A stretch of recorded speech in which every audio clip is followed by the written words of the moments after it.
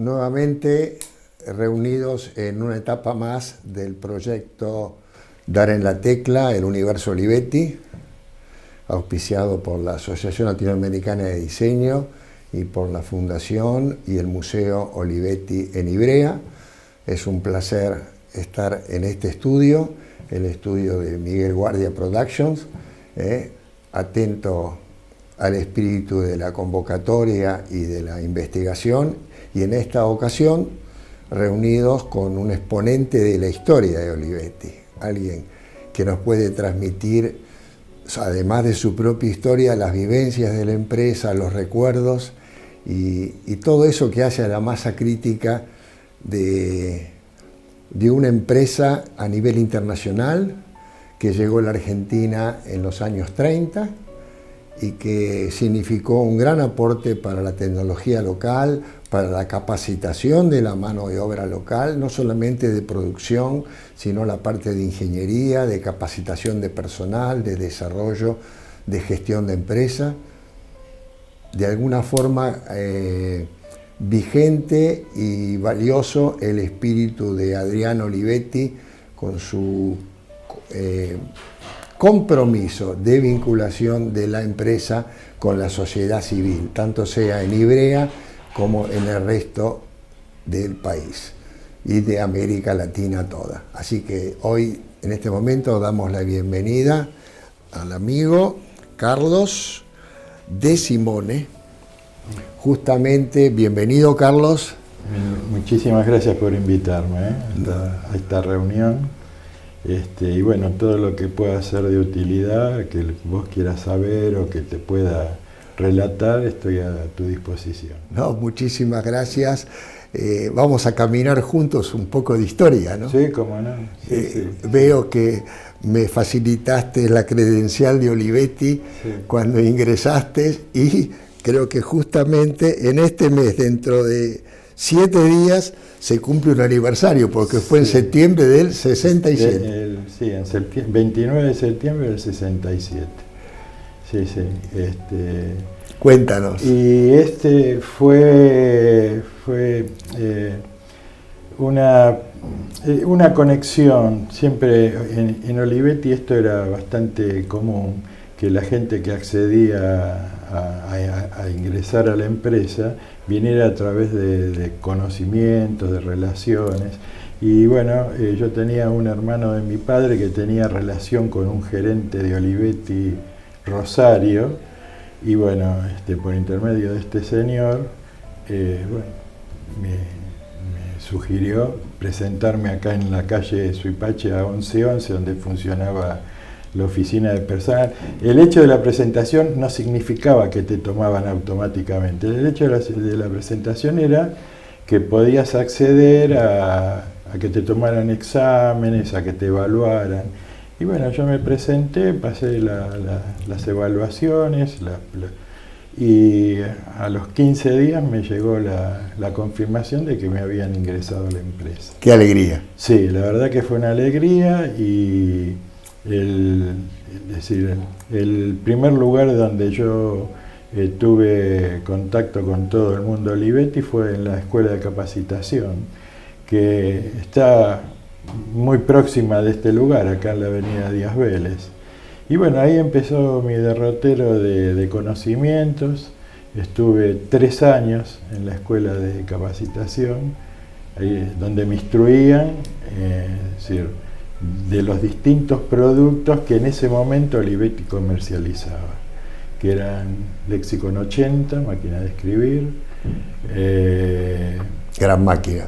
Gran máquina, sí. Es la máquina que realmente hizo de que Olivetti tuviera éxito a nivel mundial.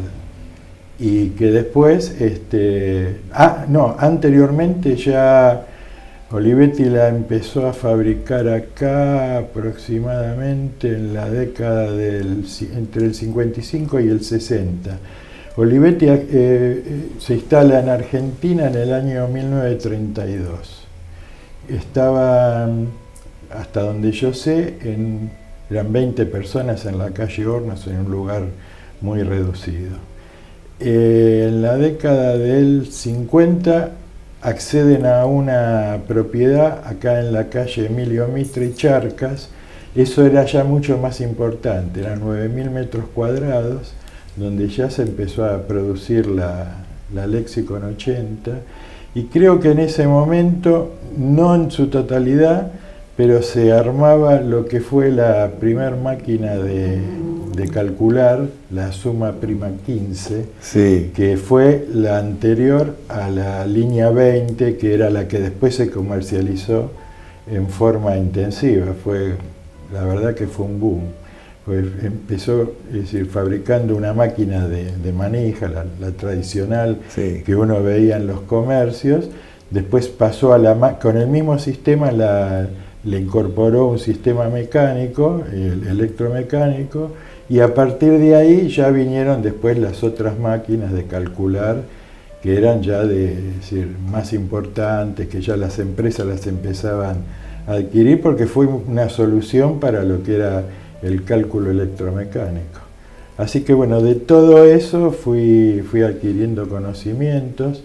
Es decir, era saltar etapas. A medida de que uno evidenciaba de que en principio, bueno, adquiría buenos conocimientos, y después identificarse con la empresa. Eso era muy importante. Es decir, llevábamos lo que se llamaba la camiseta de Olivetti. Eso es un símbolo. Es un símbolo. Es sí, un sí. símbolo. Uno lo ve en la historia de Olivetti, inclusive en Italia. Hemos estado viendo algunas situaciones en las cuales hubo conflictos financieros en la empresa y demás a través de los años, y en algunas ocasiones accedía a discursos de Olivetti donde transmitía este espíritu y recibía justamente el aporte del personal en momentos de dificultades, ¿no? Sí, sí, sí. Acá el desarrollo de Olivetti, bueno, en principio las directivas venían de Italia. Es más, yo cuando ingresé en el año 67, la cúpula de dirección de Olivetti Argentina era toda gente de Italia. Después a mí me tocó, es decir, después que yo me fui no me fui de la empresa, sino que pasé a otro sector que era la parte de concesionario. Me fui a trabajar con un ex directivo de Olivetti, se llamaba Humberto Barbieri, que había sido hasta ese momento, casi te diría, el artífice de la gestión comercial de Olivetti en Argentina. Un hombre con una preparación extraordinaria realmente, que por cuestiones internas políticas de la misma empresa se separó, y bueno, Olivetti, no es que, es decir, en su separación de Olivetti, como toda separación, implica una indemnización, bueno, un retiro. Él negoció una concesionaria que fue la concesionaria más importante de Buenos Aires, de la capital, donde después yo trabajé 10 años. Así que conozco bien todos los vericuetos de la empresa. Muy bien. Pero lo más importante es algo que vos dijiste. Olivetti no solo era una empresa comercial, sino era una empresa de formación de gente, de personal. Es decir, el que demostraba actitud y colaboración con la empresa esto lo reconocía. Muy bien, muy bien. Y también tuvo unas oficinas importantes en el edificio Olivetti, allá en la calle Santa Fe. Estaba en Suipacha y Santa Fe, Suipacha 1111. Exacto. Ocupaba 5 o 6 pisos, sí, donde yo también estuve trabajando, porque ahí se gestionaba toda la parte de desarrollo técnico. Estaba la oficina de personal, la oficina comercial, y el directorio funcionaba ahí en Suipacha 1111. Yo llegué a conocer a los directivos. Olivetti era una empresa, en su inicio, que esto fue en el siglo XIX, 1800, con Camilo Olivetti, que fue el padre de Adriano Olivetti. Fin del 800. Claro. Ellos inician en el año 1908. Decía, Camilo Olivetti hace, esto lo sé por la historia, por lo que me han contado estos directivos, inicia un viaje a Estados Unidos y ahí ve el tema de la Underwood, que después ellos tienen la oportunidad de adquirir, y entonces, bueno, trasladan todo esto a Italia y en Ivrea, en Turín, desarrollan la primera empresa que después, es decir, la continuó la familia, es decir, sus propios hijos continuaron con lo que él había iniciado.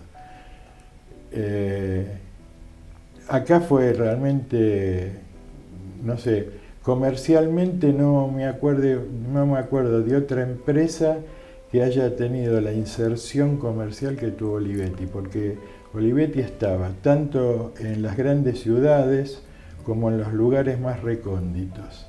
De eso se encargaba la escuela donde yo estuve haciendo todo el desarrollo de conocimiento. Y en este transitar seguramente a lo mejor te habrás encontrado con algunas personas que nosotros tuvimos la ocasión de contactar y conocer, como el ingeniero Falduti, por ejemplo. Sí, yo al ingeniero Falduti lo conocí.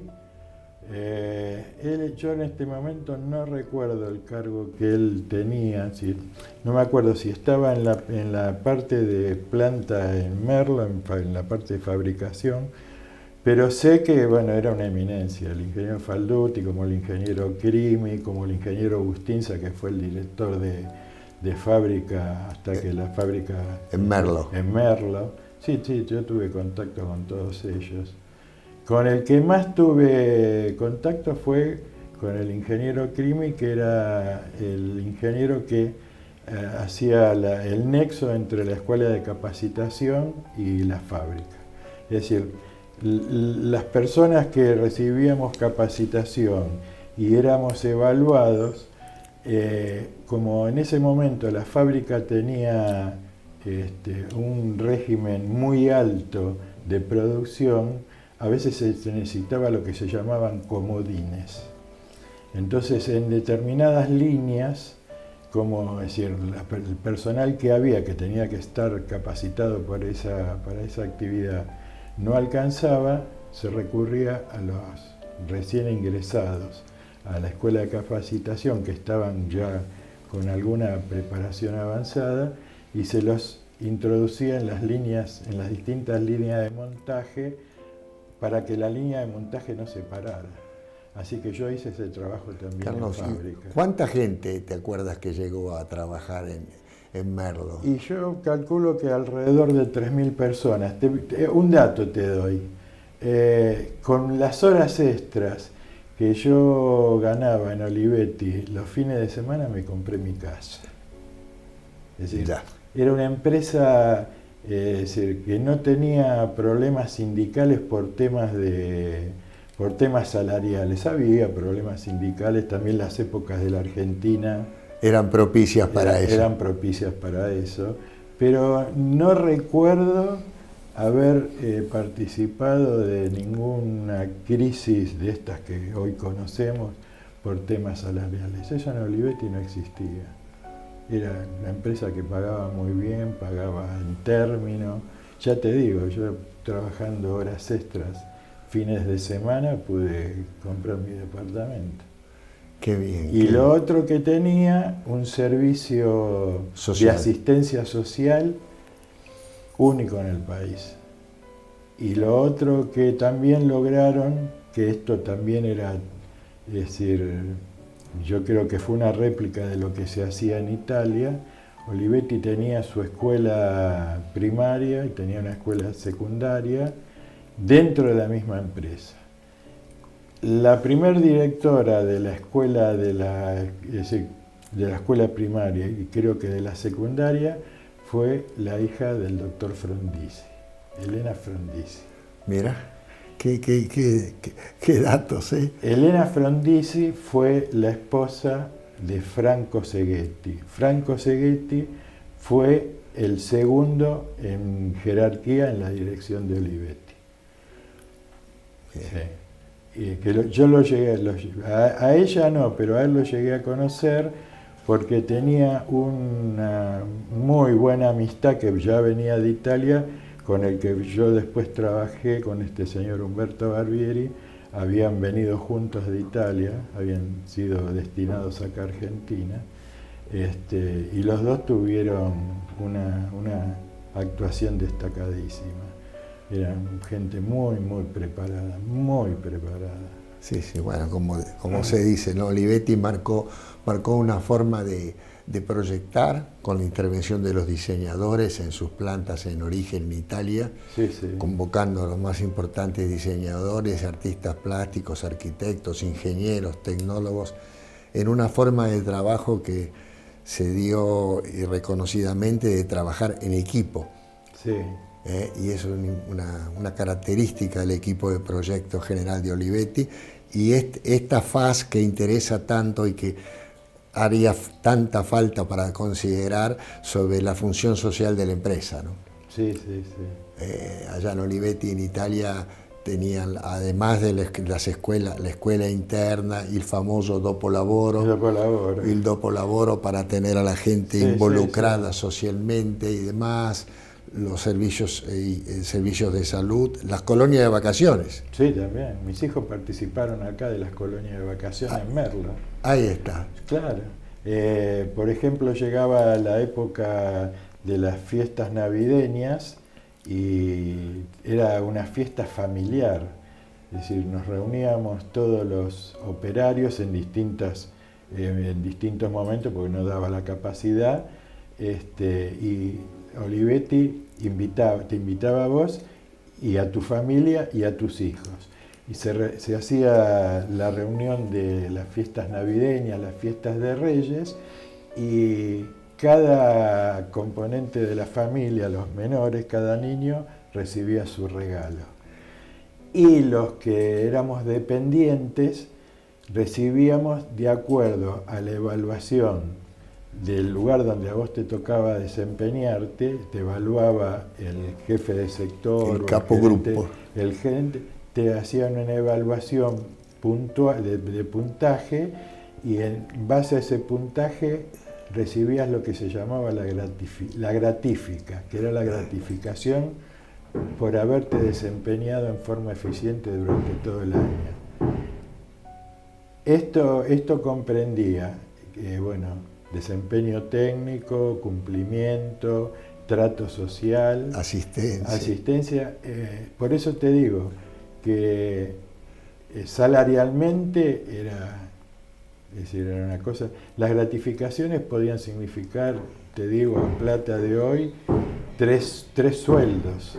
Aparte de tu aguinaldo, el sueldo correspondiente al mes de diciembre, venía la gratificación, y uno ya con eso podía planificar, me cambio el auto, arreglo mi casa, No, era una empresa espectacular.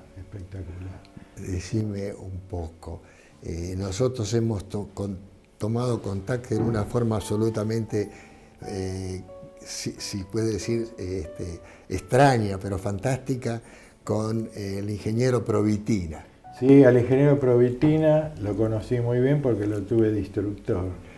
El ingeniero Provitina estaba en la escuela de capacitación, brillante, un tipo que era brillante. La verdad que en general toda la línea directiva de Olivetti era toda gente muy, muy capacitada. Todos gerentes, jefes de área, jefes de venta. Es que la misma empresa te llevaba y te formaba. Ya. La producción local de Olivetti estaba alimentada por toda una red de proveedores locales. Sí. ¿O había componentes que venían de Italia?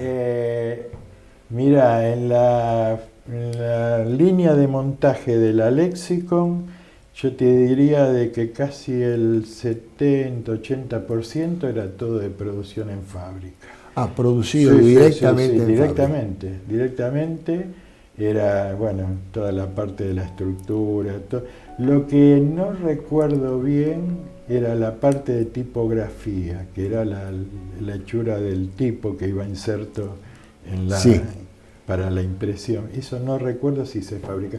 Pero, por ejemplo, toda la parte de estructura de la máquina. No, ahora recuerdo, la parte, digamos, de lo que era fundición, Sí. base de carro, laterales, todo esto, esto era tercerizado. Sí. Pero lo demás, todo lo que era tornillería, tecla, era todo hecho en fábrica en 3 turnos. La fábrica no paraba nunca. Y fue la primera fábrica en Sudamérica que tenía aire acondicionado todo el año. Tenía ese dato. Venía súper abrigado, bajábamos, otra de las cosas, nos trasladaban en micro, íbamos y volvíamos en micro, y entrábamos a los vestuarios, nos cambió, yo tenía una camisa manga corta y entrábamos. Era una temperatura primaveral durante todo el año. Fantástico. Sí. ¿Y cuándo fue el cierre de la planta de...? El cierre de la planta de Olivetti fue, si no mal recuerdo, en el año 78. Ajá. Sí, creo que ya en ese momento. Ya Olivetti ahí tenía problemas en origen. Tenía problemas de competencia, ya hubo un declive en la parte gerencial, sí. Y después que se fue reduciendo bastante la parte de venta directa, sino que se hacía a través de concesionarios y de revendedores autorizados. Ajá. Es decir, yo esto me acuerdo, acá está Miguel Guardia, el hermano de él tenía una librería acá en Ramos Mejía y era revendedor autorizado de Olivetti, al cual yo visité una vez porque le hicieron una entrega de máquinas, y había una máquina que se había golpeado, entonces él solicitó servicio técnico y lo vine a ver. Así que te da una idea de cuál era la penetración de Olivetti en el mercado. Sí, sí, tenemos que decir que acá Carlos nombra a Ramos Mejía y estamos a, digamos, 10 cuadras, por así decir, de lo que fue la primera sede productiva de Olivetti en el país, ¿no? En la avenida Díaz Vélez. En la avenida Díaz Vélez, después se trasladaron a Emilio Mitre. A Emilio Mitre, exactamente, sí, sí. Yo pasé al servicio técnico después de 3 años de capacitación. En ese lugar, ahí en Emilio Mitre, acá en Díaz Vélez, funcionó la sucursal que se llamaba Buenos Aires Oeste, que atendía el servicio técnico de toda de toda la parte oeste, es decir, comprendía Ciudadela, bueno, digamos, Partido de la Matanza, 3 de Febrero, Morón. Teníamos más o menos 8.000, 9.000 máquinas en atención. Caramba, ¿y cuánta gente llegó a trabajar acá en la zona oeste? En la sucursal donde yo estaba seríamos unas 30 personas. Ya, ¿y productivamente en la sede de producción original? Yo no estuve en esa etapa. Okay. Yo ya cuando entré a Olivetti, la parte de producción se hacía allá en Merlo. Se hacía en Merlo. Y acá en Emilio Mitre, porque eso era propiedad de la empresa, pero la empresa lo había adquirido, se dejó como lugar de recuperación, y esto es una parte importante. En el momento que Olivetti empieza a declinar la fabricación del Lexicon 80, empieza a venir una máquina que se fabricaba en Brasil que se llamaba Línea 88. Sí, la tenemos. Que era de una capacidad, ¿cómo es? No me sale la palabra. Consistencia técnica. De una consistencia muy inferior a lo que era la Lexicon 80. Con la desventaja que en ese momento Brasil tenía una pésima mano de obra. Entonces ingresaban las máquinas y llegaban a las sucursales, se desembalaban y venían con defectos de fabricación, de terminación.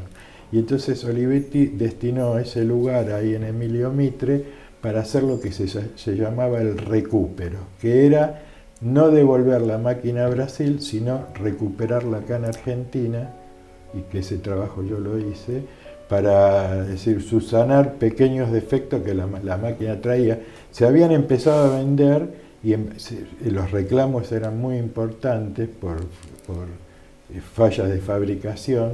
Entonces, ante esa evidencia que estaba muy clara de que algo estaba pasando, las máquinas se empezaron a desembalar antes de venderse, y las que estaban en malas condiciones se recuperaban y se volvían a vender. Curiosamente, hace un par de meses el municipio de la ciudad de Piriápolis, en Uruguay, nos donó para la colección una de esas máquinas, claro, brasileras, sí, de carro largo, ¿no? De carro largo. Sí. De carro largo. Sí, sí, era otra idea es decir, otro tipo de máquina. Ya eran carcasas de plástico, sí. Eran, es decir, lo que era internamente ya no eran los materiales de la Lexicon 80. Y yo creo de que ahí un poco la empresa, es decir, el producto Olivetti se empezó a desacreditar. Lo otro que sucedió es que durante la explosión esta que te digo de venta de Olivetti, no había competencia, no había algo que compitiera con la Lexicon 80, ni en precio ni en calidad. Una Lexicon 80 de ese año, te estoy hablando de la década del 60, hoy funciona. Sí, sí, de hecho tenemos algunas, y que estuvo prácticamente en todas las oficinas públicas y empresas esa máquina. Sí. Bueno, de hecho Olivetti, digamos, en la administración pública, era muy difícil que perdiera una licitación por competencia, no existía. Y después, bueno, vino el advenimiento de la máquina eléctrica, la Tecne 3, sí, que fue una máquina que se vendió muchísimo. Esta máquina sí se produjo en Brasil, y ya teniendo de experiencia de que había habido una línea de fabricación que no era la adecuada, se mandaron técnicos argentinos a Brasil y intervinieron en la línea de montaje de lo que fue la Tecne 3, de que yo fui uno de los primeros que hice el curso y uno de los primeros que empezó a reparar. Y ya esa máquina era otro producto de muy buena calidad. Tanto es así que se vendió muchísimo. Y después empezaron a aparecer la línea ya de máquina de escritura eléctrica, la Prasi 48. Bueno, Olivetti, algo que la gente no sabe, tuvo una máquina, lo que se llamaba la IBM Bolilla. Olivetti tuvo una máquina de ese tipo que venía de Italia, que acá no tuvo mucha difusión. Pero sí, la Tecne 3, toda esa línea de mecanografía se vendió muchísimo. Y la calculadora, la de goma, la elástica, es una pieza de diseño espectacular. Esa se llegó a montar acá. Esa se llegó a montar acá en Merlo. En Merlo. Sí, esa era, creo que la Olivetti 18. Era una máquina con una cobertura de goma amarilla, cromo, claro, y con un cargador sí. Una máquina espectacular. Tuvimos una en la colección y es la única pieza que hemos perdido a través del tiempo. Pero tengo una promesa, y aprovecho, tengo una promesa del Museo Olivetti de Ivrea de rastrearme una en Italia para reponerla en la colección. Esa máquina. Ya después de esa máquina vino una máquina electromecánica que era el sumum de la ingeniería del cálculo, porque yo cuando la vi, la destapé, dije, bueno, esto es una cosa increíble. Era una procesadora de cálculo, creo que se llamaba Programa 101. Hubo dos personas capacitadas para atender esas máquinas. Se vendieron muy pocas. Se apuntó a una línea de clientes que eran las empresas de transporte, porque tenían una capacidad de cálculo increíble. Pero era tan complejo el sistema de funcionamiento que las velocidades que usaba que tenían roturas muy periódicas. Entonces se dejó de comercializar y ya se pasó a la comercialización de las primeras máquinas electrónicas de cálculo, que fueron la línea 200, la Logos 200, la Logos 205, la Logos 270, que eran máquinas ya más apuntadas al cálculo electrónico. De alguna forma haciendo un camino hacia la computación que marcó a Olivetti como punta, ¿no?, en aquel momento, en el mundo entero. Olivetti, hay algo que se desconoce. Olivetti en la década del 60 tuvo la línea 9000 y 9500, creo, que eran una producción de computadoras de esa época, que incluso acá creo que se vendieron a 40 y pico de máquinas porque tenían un costo sideral, se vendían en grandes empresas. Creo que Techin tuvo, junto con IBM, estos equipos. Realmente después, no sé, debe haber habido una evaluación comercial y Olivetti ya no las dejó de producir. Pero bueno, después ya en el tiempo volvió nuevamente, ahora en la actualidad. En la actualidad creo que está, es decir, no está produciendo, pero está asociada con una empresa argentina que están haciendo procesadoras de texto y computadoras, tablets, pero no, es decir, no con producción propia. No con producción propia, sino con una producción tercerizada. Creo que están en Barracas, no recuerdo el nombre de la empresa, pero eran capitales locales que negociaron la marca. Sí, es un usufructo de marca. Un usufructo de marca. Sí, sí. Ya. Bueno, qué recorrido tan rico, tan así jugoso en anécdotas y en conocimiento. Y te quería, esto que estábamos hablando antes que en el corte, una anécdota que yo tengo con alguien muy conocido de la cultura argentina. Olivetti organizaba en Merlo anualmente concursos literarios. Sí, señor. Y bueno, venían los mejores literatos de esa época, Sábato, Borges, Marechal, que eran jurados. Yo tengo una persona muy allegada que hoy vive, que presentó un trabajo literario y fue premiado por este trabajo, y su premio fue un viaje a Italia. Caramba. Sí. Y en ese jurado estaba Ernesto Sábato. Entonces, luego de que pasa el periodo de premiación y él da una conferencia, Olivetti, en agradecimiento, le dona una máquina Praxis 48.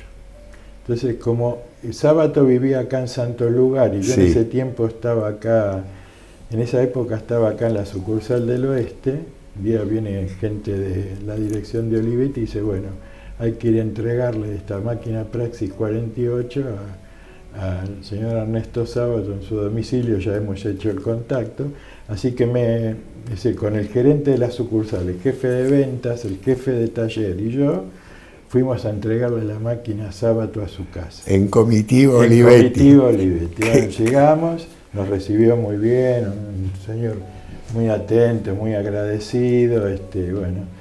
Entonces le desembalamos, yo le desembalo la máquina, él tenía una máquina Underwood, no sé, antiquísima. Y bueno, cuando la vio, la entró a probar y claro, nosotros no reparamos en algo que era desconocido porque, bueno, los textos que uno leía de la acá eran en idioma castellano. Él escribía en francés.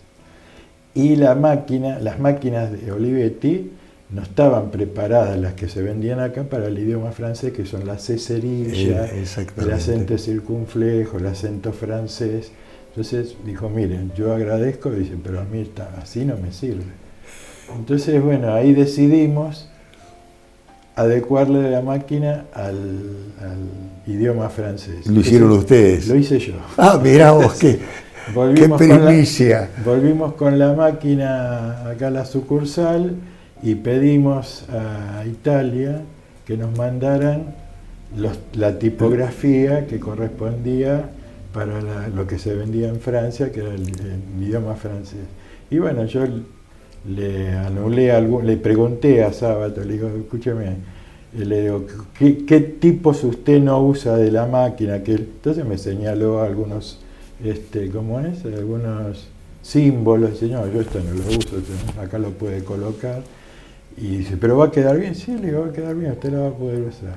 Entonces, corté tipos, los ensamblé, sí, y los volví a montar en la máquina, y bueno, después la probé, la volvimos a alinear, y la vieron los directivos, y dijo, oh, perfecto, llevémosela, y bueno, cuando se la llevé y escribió, dijo, no lo puedo creer, no lo puedo creer. Bueno, la anécdota es esta, pasó el tiempo. Más anécdota que esta ya es una gran sorpresa. Sí, sí. A ver. Pasó el tiempo, el año pasado, en el 2023, llega a mi correo una invitación de la Fundación Ernesto Sábato, que está liderada por su nieto y su nieta, que viven en la casa donde yo había entregado esa máquina. Es decir, era una invitación con cargo para visitar la casa de Ernesto Sábato. Y a mí me interesó de que realmente, bueno, voy a ir, yo estuve tanto tiempo, es decir, concurrí a esa casa, y bueno, fui, era un sábado, era una visita con aforo ya predeterminado porque no podía entrar tantas personas. Ya. Entonces en el jardín de la casa nos recibe el nieto y les va preguntando a cada uno qué era lo que les motivaba a haber visitado esa casa. Y entonces cuando me dice, ¿usted por qué viene? Yo le conté, le digo, mira, yo soy el que le instaló a tu abuelo acá en tal fecha. El chico se puso a llorar, no lo podía creer. Y bueno, hicimos la recorrida y ahí estaba la máquina que te la puedo mostrar, era lo que te podía decir. Ah, bueno, después la vamos a mostrar también como parte del documento de la entrevista. Bueno, mira, acá te muestro la foto. Ah, qué fantástico. Del nieto de Ernesto Sábato. Cuando visitaste. Cuando visité la casa de él para ver la máquina que yo le había entregado. Yo calculo que esto fue en la década del 70 más o menos. Ya. Curiosa coincidencia, porque fuiste a visitar la casa de Sábato un sábado. Un sábado. Sí. A la italiana. A la italiana.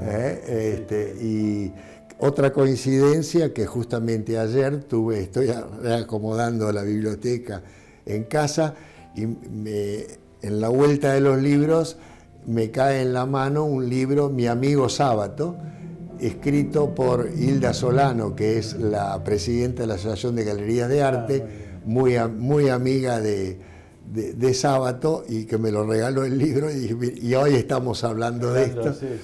Bueno, ¿qué queremos decir? El mundo es un torbellino, es un embudo, un lugar de fuerzas centrífugas que después coinciden en encuentros como el que tenemos hoy, que hemos disfrutado de la vida de Carlos, de su memoria fantástica. Gracias, Carlos, por estar con nosotros, y de este documento que se integra como pieza de memoria y de investigación para nuestro proyecto a nivel latinoamericano, y decimos Latin Aladi, o sea, latinidad Aladi, vinculación latinoamericana con el mundo latino en Europa, España, Portugal e Italia, lugares donde también Olivetti estuvo sí, muy presente. Y bueno, aquí vamos adelante, y nuevamente gracias al estudio, gracias a Miguel Guardia y equipo, y muchísimas gracias. Y a partir de ahora creo que podemos hablar de una amistad de colaboración en este proyecto. No, yo tengo que agradecerte a vos, bueno, por haberme hecho participar de este lindo momento. Muy bien, gracias. Gracias.